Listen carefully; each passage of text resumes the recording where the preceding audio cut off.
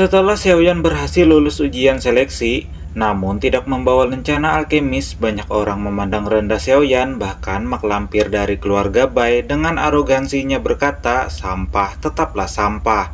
Tidak peduli bagaimanapun seseorang melompat, dia hanya akan menjadi badut.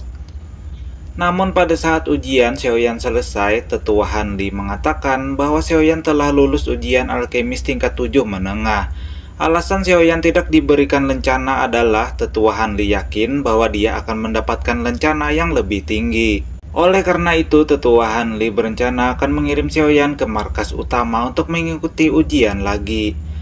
Banyak orang terkejut dipenuhi ketidakpercayaan mendengar perkataan itu. Tapi Xiaoyan sudah memutuskan untuk menerima lencana alkemis tingkat 7 menengah saja. Melihat situasi ini, mak lampir merasa sangat malu dan melangkah pergi dengan sikap sombongnya. Namun Xiaoyan segera menghentikannya dengan berkata, "Kamu baru saja mengatakan bahwa aku sampah kan?" Dengan itu, Xiaoyan melesat melancarkan tinjunya yang kuat dengan aura kekuatan yang melonjak dari tubuhnya sehingga tubuh mak lampir terhempas menghantam tembok ruangan yang tidak bersalah sedikit pun. Segera darah dimuntahkan dari mulut mak lampir dan Xiaoyan muncul di depan tubuh nenek peot yang sudah tergeletak. Ia berkata, "Kamu pikir siapa berani sekali mengucapkan kata sampah di depanku?" Banyak orang terkejut melihat kekuatan Xiaoyan. Setelah itu, Xiaoyan meminta maaf kepada Tetua Han Li karena bertarung di Menara Danta. Tetua Han Li mengatakan tidak masalah, karena mak lampir telah menuai apa yang dia tabur sehingga masalah itu terjadi. Kemudian Xiaoyan, dokter peri kecil, Tian Hao, dan Ye Jung pergi ke pameran dagang kota pil suci untuk berkeliling dan menemukan harta berharga di sana. Pada saat ini suasana pameran dagang dipenuhi banyak orang dengan hiruk pikuk mengelilingi tempat ini. Ye Jung menjelaskan pameran dagang di kota pil ini dibagi menjadi 3 lantai. Lalu di tengah jalan, Xiaoyan juga melihat kereta yang ditarik oleh binatang ajaib tingkat 6, yaitu kuda surgawi kekosongan. Kemudian Xiaoyan dan yang lainnya memasuki lantai kedua, tapi suasananya cukup sepi. Setelah itu Xiaoyan menemukan buah iblis esensi darah, salah satu bahan obat langka untuk memurnikan pil tingkat ke-7 puncak. Penggabungan darah penumbuh tulang ini adalah pil obat yang ingin dimurnikan Xiaoyan di pertemuan pil. Pedagang itu meminta Xiaoyan menukarkan buah iblis esensi darah dengan gulungan metode pil obat tingkat ke-7. Namun sangat disayangkan Xiaoyan pintar dalam bernegosiasi dan juga berpengetahuan, jadi dia mengatakan metode pil tingkat 7 tingkat tinggi sangat bernilai meski buah iblis esensi darah sangat langka tapi tidak bisa dibandingkan. Xiaoyan akhirnya menyerah dan melanjutkan perjalanannya menuju lantai atas. Hal ini membuat pedagang itu malu atas keserakahannya. Pada saat ini Xiaoyan sedang mencari anggur spiritual hijau yang berusia 10.000 tahun dan ginseng tulang salju sebagai bahan obat terakhir dari pil obat penggabungan darah penumbuh tulang kelas 7 tingkat tinggi. Kemudian Xiaoyan dan yang lainnya diarahkan oleh seorang penjaga berperawakan tua ke penjual bernama Pak Tuayan. Xiaoyan melihat berbagai macam barang berkualitas tinggi di atas meja dagangannya. Terlebih lagi Xiaoyan terkejut saat melihat Pak Tuayan karena ada lencana alkemis tingkat 7 teratas di pakaiannya. Namun hal yang lebih mengejutkan Xiaoyan adalah jika Xiaoyan ingin mendapatkan ginseng tulang salju, Pak Tuayan meminta Xiaoyan untuk menukarkannya dengan pil obat kelas 7 tingkat tinggi. Tentu saja Xiaoyan mengeluh dan tidak langsung menyetujui persyaratan tersebut. Di saat berpikir, Xiaoyan melihat piringan tembaga berkarat yang berukiran misterius dan juga kuno. Meskipun dia tidak mengetahui fungsi dari piringan tembaga itu, Xiaoyan tetap menganggapnya sebagai barang yang bagus dan menarik.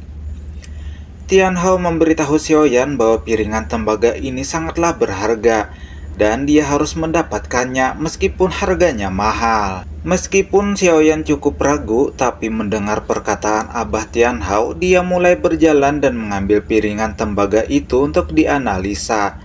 Pak Tuayan berkata, "Berhenti membuang waktu. Harga palkat tembaga ini lebih mahal dari ginseng tulang salju itu.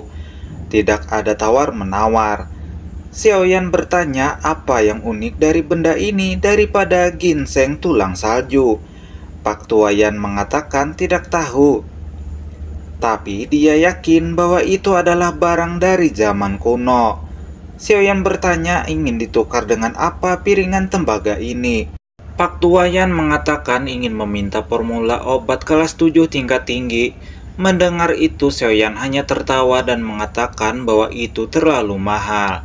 Jadi Xiaoyan mengatakan hanya ingin ginseng tulang salju saja, lalu mengeluarkan pil obat jantung elemental tingkat 7 sebagai pertukarannya. Melihat pil obat jantung elemental, Pak Tuayan akhirnya memiliki kesan yang baik terhadap Xiaoyan. Di saat Xiaoyan akan melangkah pergi, Pak Tuayan meyakinkan Xiaoyan bahwa piringan tembaga itu adalah barang dari zaman kuno. Untuk mendapatkannya saja, Pak Tuayan menurunkan harganya. Dia meminta formula pil obat jantung elemental sebagai alat transaksi jual penukarannya. Mendengar itu, Xiaoyan masih sedikit ragu. Tapi Tian Hao segera angkat bicara, jika mendapatkannya tidak akan rugi. Dalam hati Xiaoyan masih sangat enggan, namun dia masih memilih untuk percaya kepada perkataan Tian Hao. Pak Tuayan juga mengatakan jika Xiaoyan menukarkannya, dia akan menambahkan ginseng tulang salju. Mendengar ucapan itu, Xiaoyan tersenyum dan yakin. Dia segera mengeluarkan gulungan putih formula pil obat dan melemparkannya pada Pak Tuayan. Sekarang Xiaoyan telah mendapatkan barang dari zaman kuno. Namun tepat di saat akan mengambil barangnya, sebuah serangan kipas menghalangi Xiaoyan. Ternyata dia adalah tuan muda dari sekte Xuanming bernama Chen Xian yang berada di tingkat Dozong bintang 4. Dia mengatakan juga tertarik dengan potongan piringan tembaga itu. Dia akan membayar 2 kali lipat dan berharap Xiaoyan bisa memberikan kepadanya. Mendengar itu, ekspresi Xiaoyan langsung berubah menjadi dingin ketika melihat Chen Xian, terutama 2 pengawalnya di tingkat Dozong bintang 8 dan 1 lagi Dozon bintang 1. Xiaoyan mengatakan tidak mendengar perkataannya. Sontak saja Chen Xian menjadi geram dan segera mengambil tindakan untuk merebut piringan tembaga itu, sehingga terjadilah pertarungan singkat antara kedua belah pihak. Sayangnya, Chen Xian bukan tandingan Xiaoyan dan terpukul mundur oleh tendangan Kapten Tsubasa. Melihat keadaan Chen Xian, kedua elit Dozong di belakangnya langsung melesat menyerang untuk membunuh Xiaoyan. Pada saat kritis, dokter peri kecil muncul di depan Xiaoyan dan memukul mundur kedua lelaki tua itu dengan lambaian 1 tangan saja. Dokter peri kecil berkata, beraninya kau ingin merebutnya secara paksa. Chen Xian dan bawahannya sangat terkejut karena ada 2 pengawal Dozon di samping Xiaoyan. Jelas saja 2 Dozong bukanlah tandingannya. Jadi Dozon di pihak Chen Xian menyuruhnya untuk tidak berkelahi dengan mereka. Meski demikian, Chen Xian masih mengucapkan kata-kata kasar bahwa jika menyinggung sekte Xuanming, Xiaoyan pasti akan menanggung akibatnya. Mendengar itu, Xiaoyan berkata dengan dingin, "Jangan menyinggung perasaanku. Jika tidak, kamu tidak akan pergi hidup-hidup dari wilayah pil ini." Setelah mengucapkan perkataan itu, Xiaoyan dan kelompoknya pergi. Chen Xian menjadi dingin dan marah. Dia menyuruh pengawal Dozonnya untuk menyelidiki latar belakang Xiaoyan.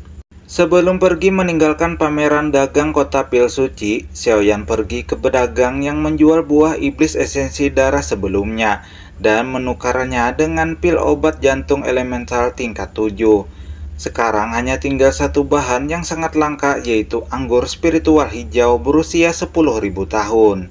Kemudian Xiaoyan menggunakan api surgawi untuk membakar piringan tembaga itu. Setelah pembakaran, debu yang mengandung nutrisi jiwa muncul di atas piringan tembaga. Dengan pengetahuan Tian Hao, dia memberitahu Xiaoyan bahwa ini adalah hal yang sangat bagus dan terkenal. Bahkan selama zaman kuno, ini bukan hanya item yang bagus dimiliki untuk memurnikan pil obat tingkat 8, tetapi juga untuk meningkatkan kondisi jiwa. Selain itu, jika debu jiwa menyatu ke dalam kondisi jiwa, juga dapat membantu sang alkemis memasuki tingkat alam spiritual. Mendengar penjelasan Tian Hao, hati Xiaoyan menjadi sangat gembira.